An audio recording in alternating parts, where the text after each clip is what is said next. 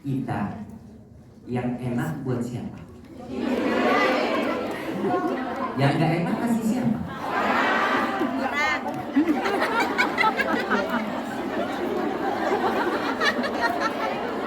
Jujur tuh.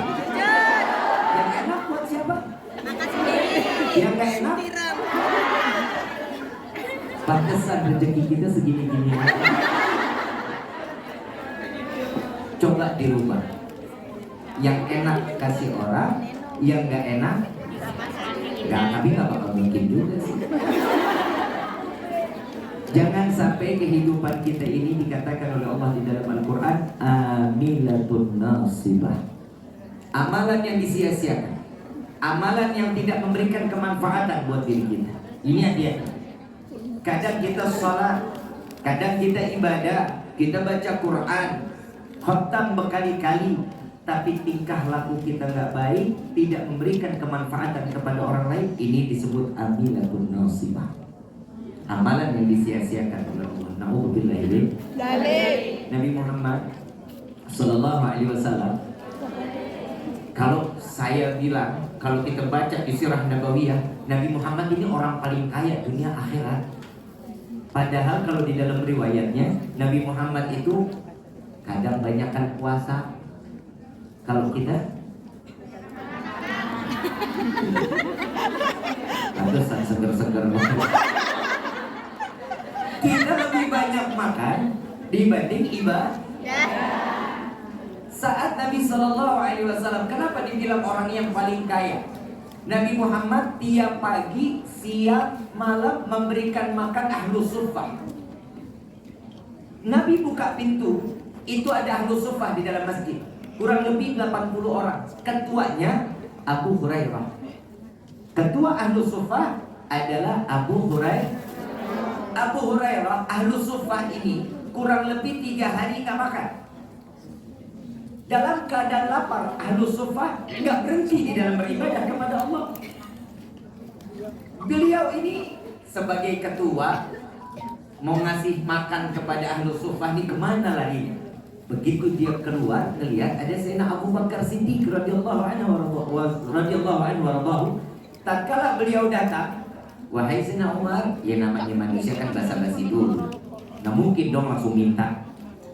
Ketemu teman, ada makanan nggak? Ada nggak yang begitu?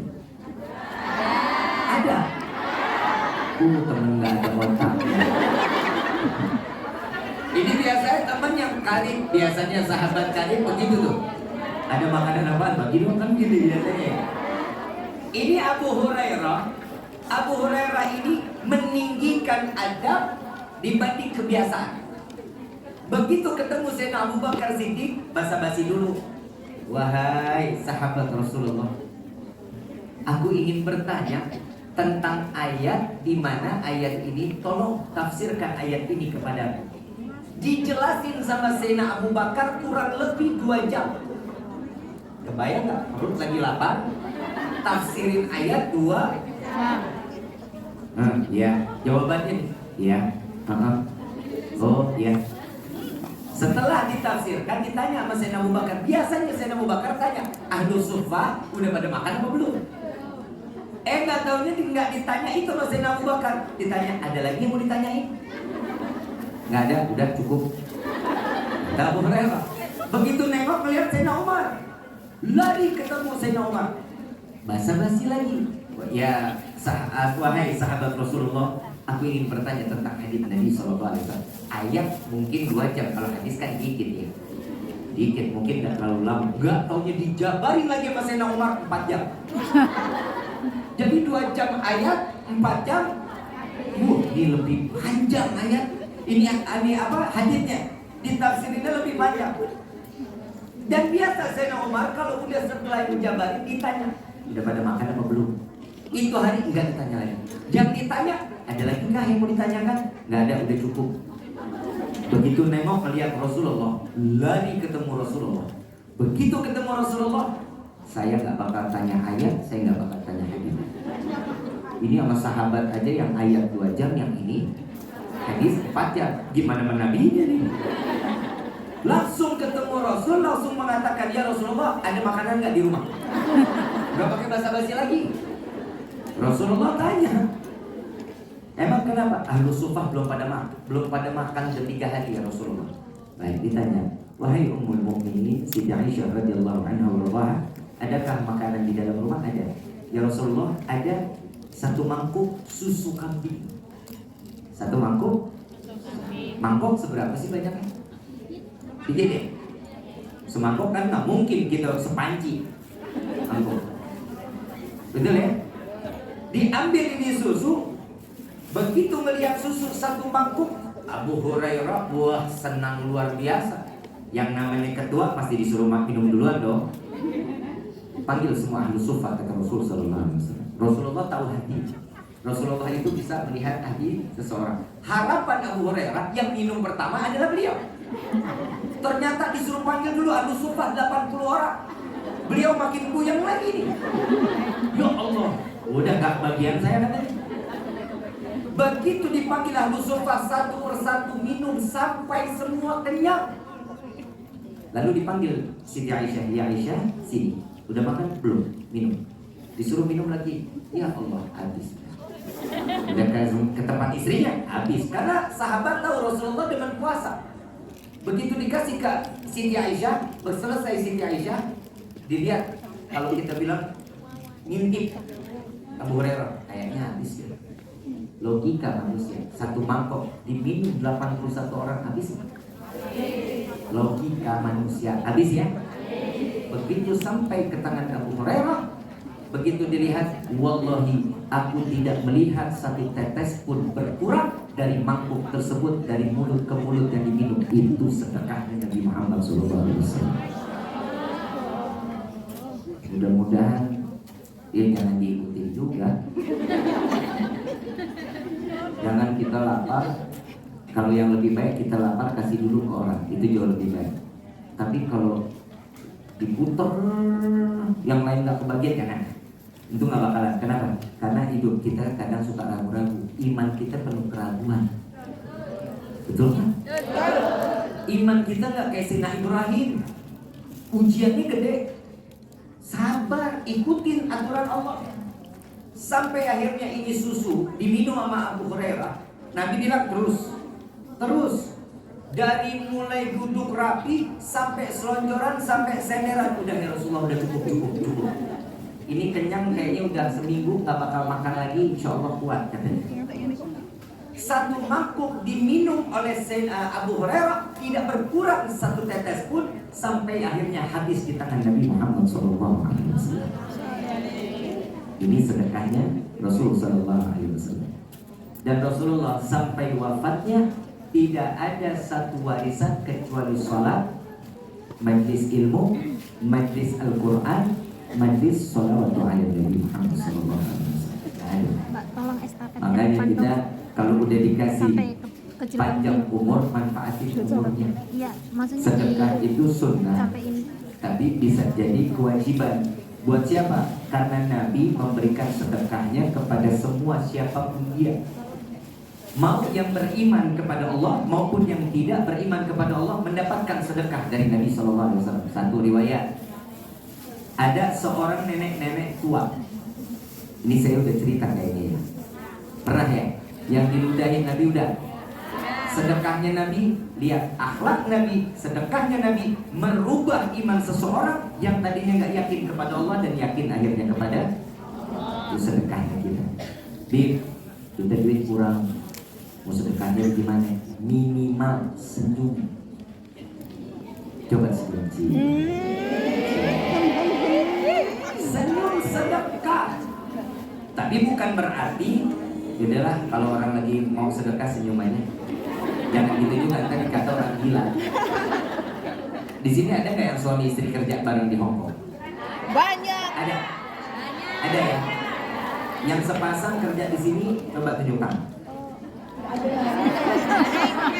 Oh nggak ada. Bisa ya. Nah nanti pulang ke Indonesia, sedekah seorang istri yang paling gampang membuka pintu surga, memberikan senyuman kepada suami.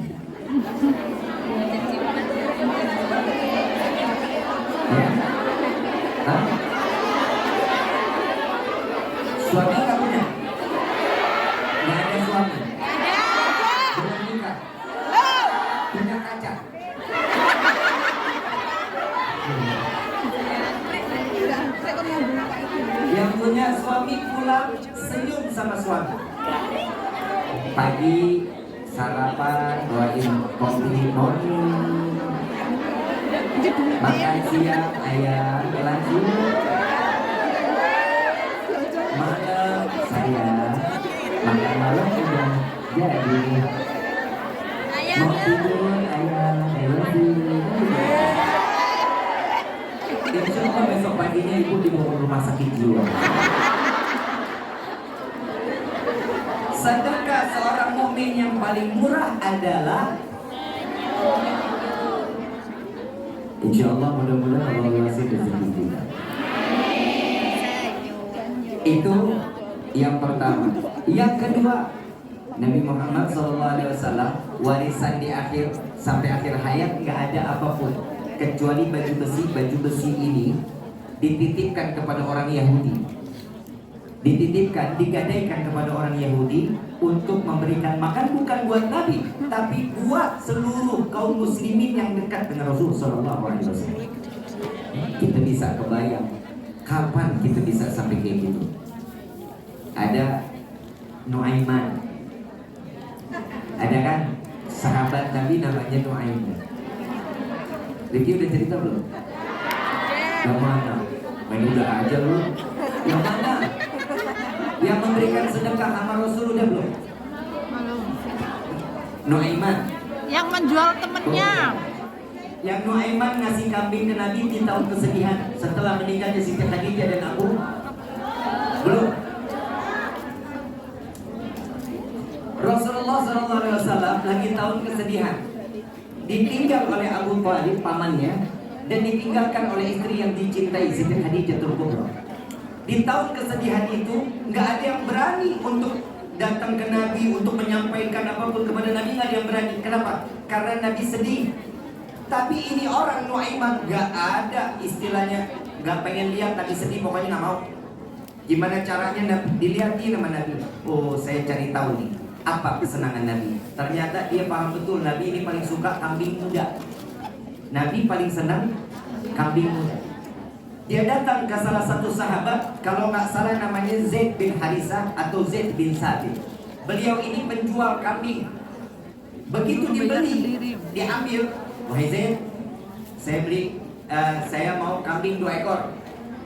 Tolong sampaikan kepada Rasul SAW, bilang hadiah dari saya. Begitu dia datangin ke rumahnya Rasulullah, diketok pintunya. Assalamualaikum ya Rasulullah. Waalaikumsalam. Begitu ngelihat ya Rasulullah, ini ada hadiah dari Nuaiman katanya. Ini ada kambing 2 ekor, hadiah dari Nuaiman. Di situ pertama kali Nabi tersenyum. Senang Nabi mendapatkan hadiah dari Nuaiman. Begitu Nabi mau tutup pintu, Nabi kan nggak enak mau tutup pintu, tapi Zaidnya masih ada di depan pintu. Ditanya, wahai Zaid, apa lagi? Ada lagi yang kau ingin tanyakan kepadaku? Bukan ya Rasulullah. Ini katanya yang bayar engkau, wahai Rasulullah. Hadiah dari Nuaiman, tapi yang bayar Rasulullah. Tersenyum, tertawa sambil nengok melihat Nuaiman lagi ngintip di balik tembok.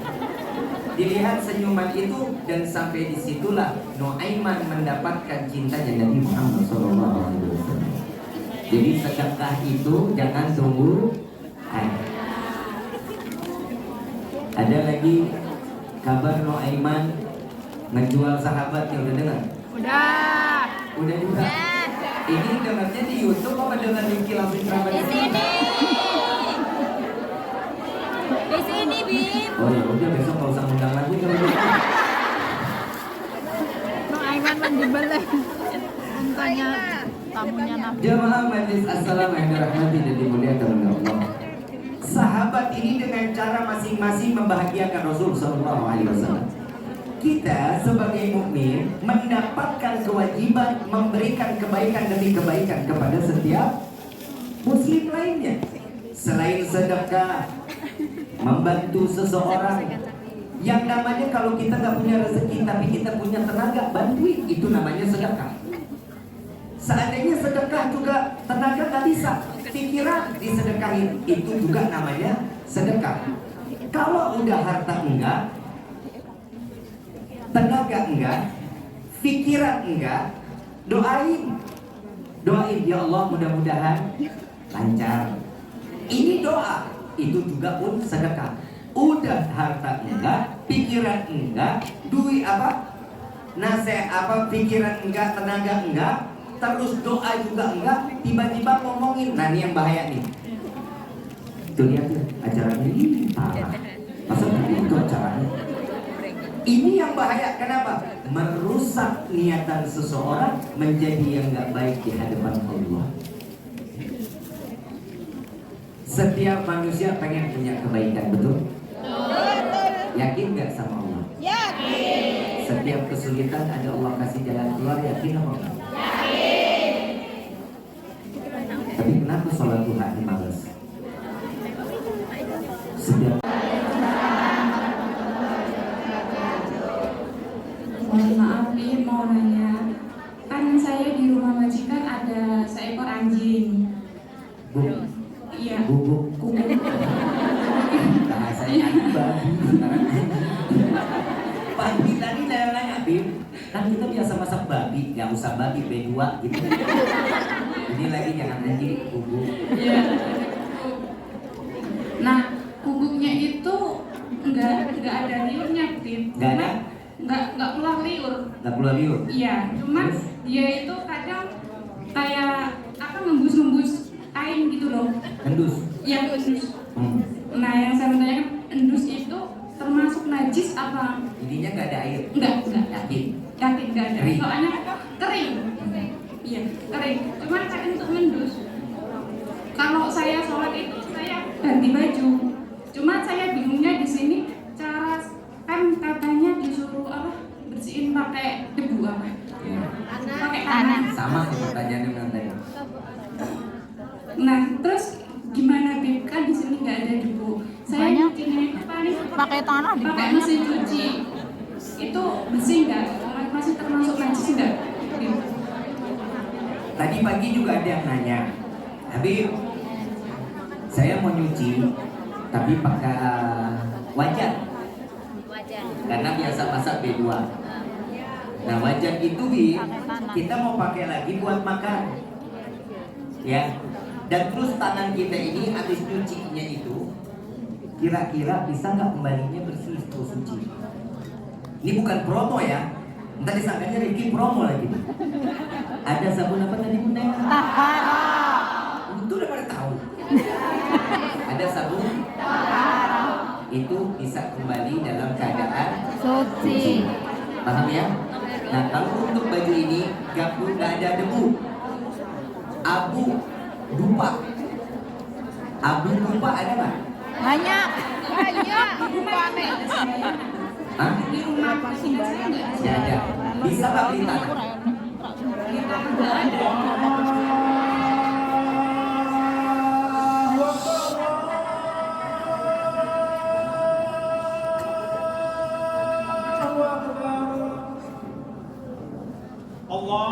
Ya, tapi kalau kita udah wudhu, kita bisa udah wudhu nih. Tadi batal nggak ya? Ambil yang saya masih menjaga wudhu, paham ya? Bukan berarti dia pipis, selesai pipis dia tahu udah batal terus masih punya wudhu, itu namanya gelo. Paham ya? Nah, sekarang kita sholawatan ya. Ini gara-gara si guru tadi pertanyaan 4 orang hilang. Oh ya. Nah, lalu Sunda. Satu lagi. Ini juga bisnis bebas. Assalamualaikum warahmatullahi wabarakatuh. Assalamualaikum. Ya, di sini kan di waktu untuk sholat kan dikasih waktu cuma 5 menit kayak gitu. Setelah sholat itu biasanya waktu belum selesai wiritin dulu. Jadi dilanjutkan pada saat berkegiatan pada saat salam selesai sambil kita berkegiatan. Jadi, Aku boleh. apa? Boleh wajib bersunnah. Biasa kan? Sunnah kan? Sambil jalan kan? Kita habis salam itu langsung diberesin terus doanya Dan terus sambil jalan sambil berjalan. adabnya berdiri kan duduk, Tapi kalau memang ada sibukan ini jangan, nggak apa-apa. Nggak apa-apa, jangan. Ya, mau lari sambil berenang. Maaf, nanti yang nanya nanti maafin. Insya Allah Februari dijawab. Wassalamualaikum warahmatullahi wabarakatuh. Assalamualaikum warahmatullahi wabarakatuh. Rifki mungkin sampai di sini, mudah-mudahan di lain waktu bisa ketemu lagi. Jangan pulang dulu, jangan bubar dulu. Kita baca sholawat sama-sama. Keluarkan sedekah yang terbaik.